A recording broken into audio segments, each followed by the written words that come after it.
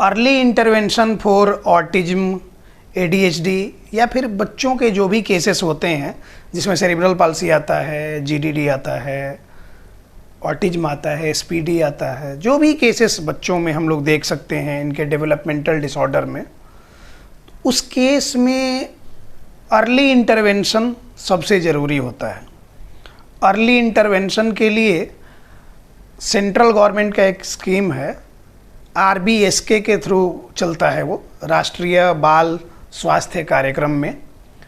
हर एक ज़िले में DEIC नाम से, डिस्ट्रिक्ट अर्ली इंटरवेंशन सेंटर नाम से उसके सेंटर चलते हैं। जैसे हमारे यहाँ पटना में पहले NMCH में था, उसके बाद उसको पटना सिटी गुरु गोविंद सिंह एक हॉस्पिटल है उसमें शिफ्ट कर दिया गया। तो जो लोग पटना वाले हैं उनके लिए ये खबर है।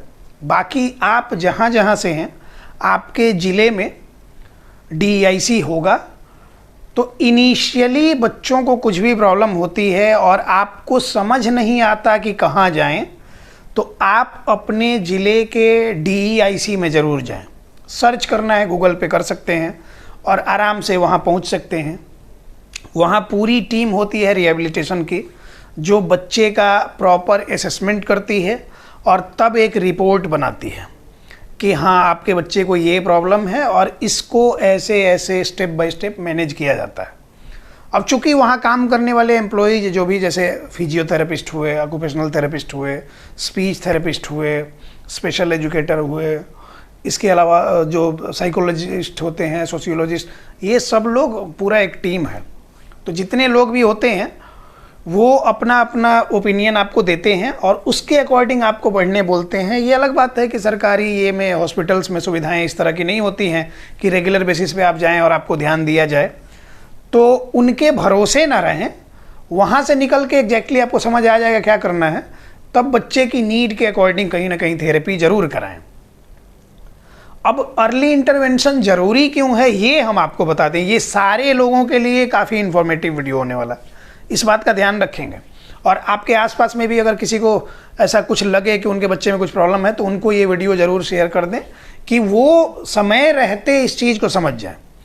उदाहरण से समझिए, एक बच्चा हमारे पास 1.5-2 साल के एज में हरियाणा से आया, ऑनलाइन में 2 महीने रहा, मदर को मारते रहता था, कोऑपरेट नहीं करता था एक्टिविटी में। उन लोग फिजिकली पटना लेके आ गए और 6-7 महीने यहाँ रहे। अभी बच्चा 95% तक इम्प्रूव कर चुका, मेन स्ट्रीम से जुड़ चुका। कुछ कुछ प्रॉब्लम्स अभी भी हैं, बिहेवियरल इशूज हैं, वो डोमिनेट करना चाहता है। तो चूँकि छोटा है तो उसके साथ वो नॉर्मल बिहेवियर भी कहा जाएगा और उसको बिहेवियरल काउंसलिंग से मैनेज किया जाएगा, डेली रूटीन में चीज़ें समझा के, और वो मैनेज की जाएंगी। मतलब वो पूरी तरह से मेन स्ट्रीम से जुड़ गया।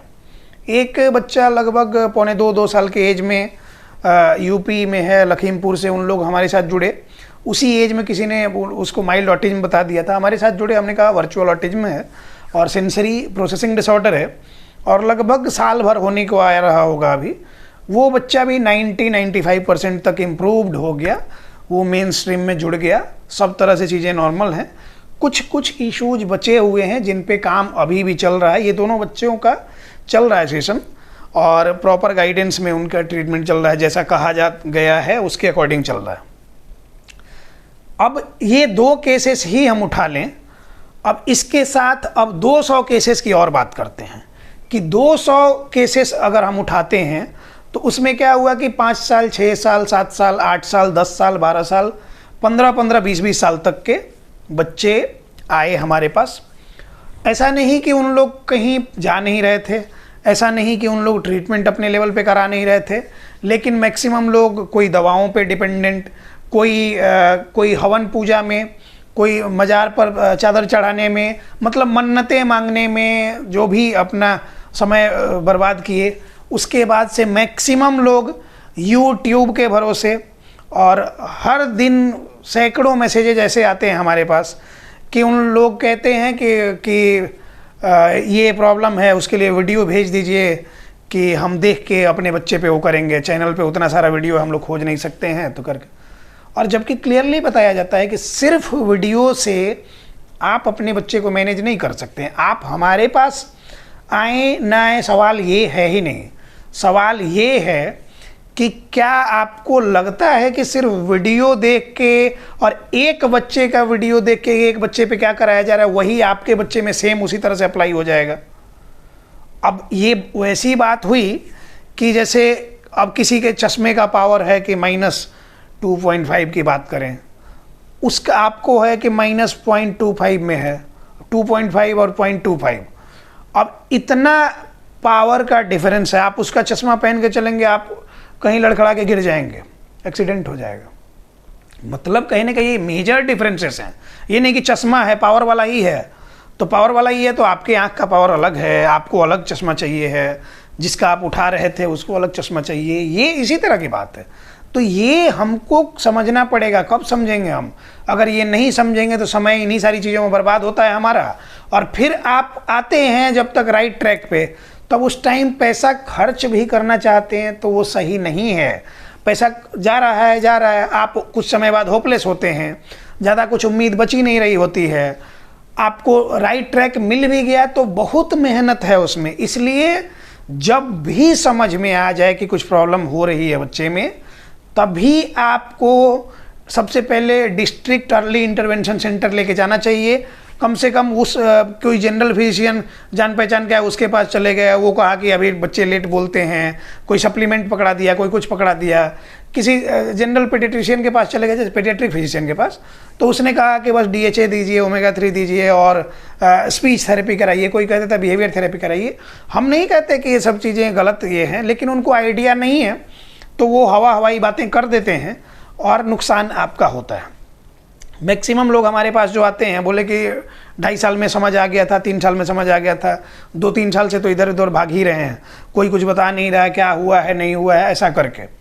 तो ये बात फिर क्या होगा कि समय बीत जाएगा। अब उसको रिवर्स करने में, उसको मैनेज करने में, मेन स्ट्रीम से जोड़ने में, ADL डेवलप करने में, उसके स्पीच एंड बिहेवियरल कम्युनिकेशन को डेवलप करने में बहुत सारा एफर्ट लगेगा। और इतने दिनों तक भाग दौड़ के आप इतने होपलेस हो चुके होते हैं, आप निराश हो चुके होते हैं कि आप काम करना नहीं चाहते हैं। आप फॉर्मेलिटी करते हैं लेकिन काम करना नहीं चाहते हैं। और एक बात हम क्लियरली बता दें आपको कि लिख के आप रख सकते हैं कि अगर आप अपने बच्चे पे काम नहीं करना चाहते हैं या आप अपने बच्चे पे काम नहीं कर रहे हैं तो आपका बच्चा ठीक नहीं होगा। ये गारंटी के साथ हम कह सकते हैं। आप 10 अफसर लगा दीजिए ना उसके ऊपर, लेकिन फिर भी उसका कुछ नहीं होने को है। क्यों? क्योंकि आपका इमोशन उसके साथ जुड़ा, उसका इमोशन आपके साथ जुड़ा। ये इमोशनल बॉन्डिंग भी जो होती है पेरेंट्स के साथ में और उसके साथ जो प्रोग्रेस होती है बच्चे की, वो अलग होते, वो मिरेकल जैसा होता है। डेली हर चीज़ उसकी आप देख रहे हैं, हर एक एक्टिविटी को, हरकत को नोटिस आप कर रहे हैं, तो आपको पता होगा कि कहाँ एबनॉर्मलिटी आ रही है, कहाँ ये सही नहीं कर रहा बच्चा। उसको आप वैसे डिस्कस करेंगे तो फिर आप जब किसी से सवाल पूछेंगे, कोई उसके एक्सपर्ट हैं उससे, तो जब जानेंगे उसके अकॉर्डिंग इम्प्लीमेंट करेंगे, बच्चे में इम्प्रूवमेंट होगी।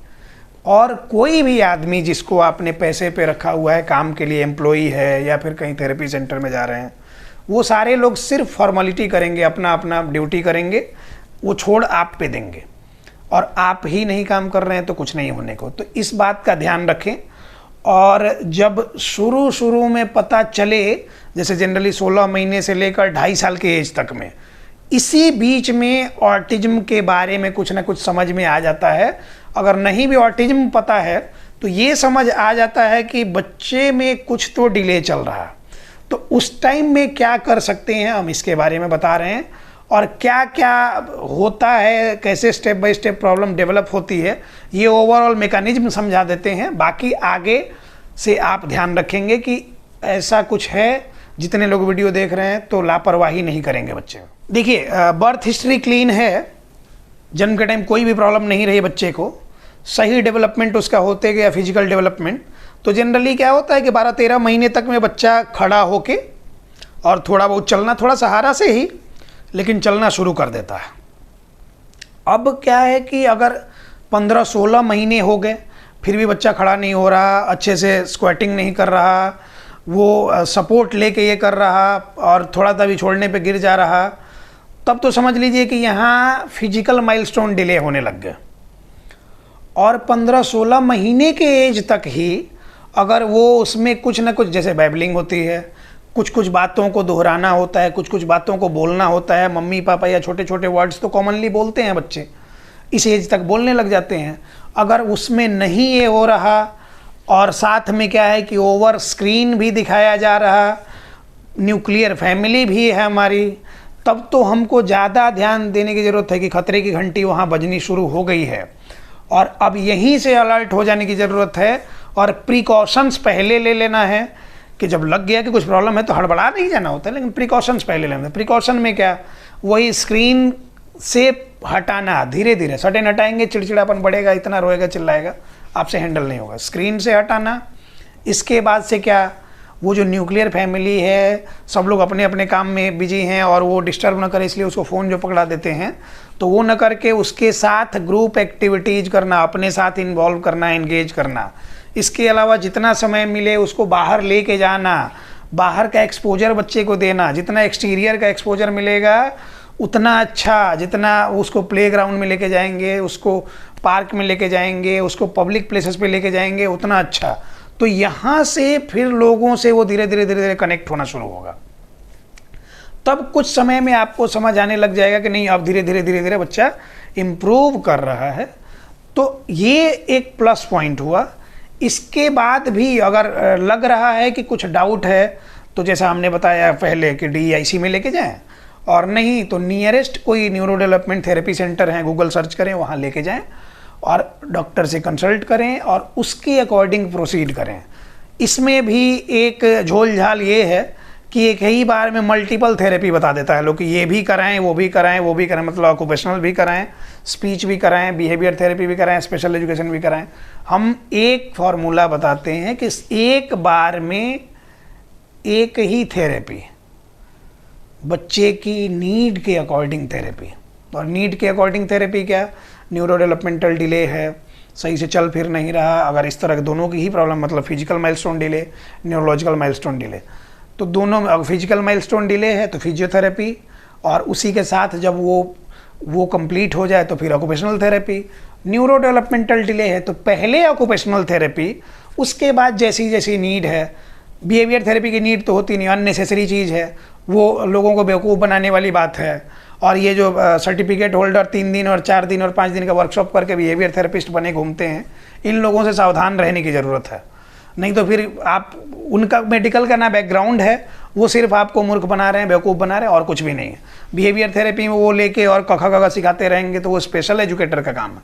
और स्पेशल एजुकेटर एक हद तक ठीक भी है कि स्पेशल एजुकेटर प्रॉपर गाइड करे। स्पेशल एजुकेटर में भी आप देख लें कि वो ऑटिज्म पे कुछ काम करने वाला है कि कोई विजुअल इम्पेयरमेंट का है तो उसमें विजुअली इम्पेयर्ड बच्चों में बेहतर कर सकता है। कोई हियरिंग इम्पेयरमेंट का है उसमें वो बेहतर वर्क कर सकता है, वो आपके बच्चे में नहीं कर सकता। तो ये सारी चीज़ें भी जाननी है, इसके लिए आपको अपनी नॉलेज का दायरा बढ़ाना होगा।